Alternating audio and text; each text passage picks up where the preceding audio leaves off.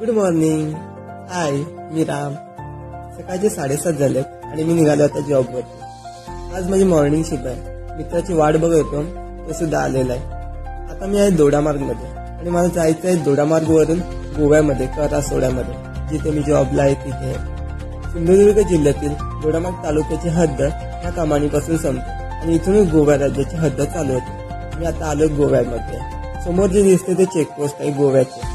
इथे याला गोवा गेट म्हणून ओळखले जाते जास्त करून. थोडा अंतर पुढे आल्यानंतर ही नारळीची बाग लागते. अशा बागातून गोव्यात आल्यानंतर रस्ता लगत बऱ्याच ठिकाणी पाहायला मिळते. हे आहे थिविम.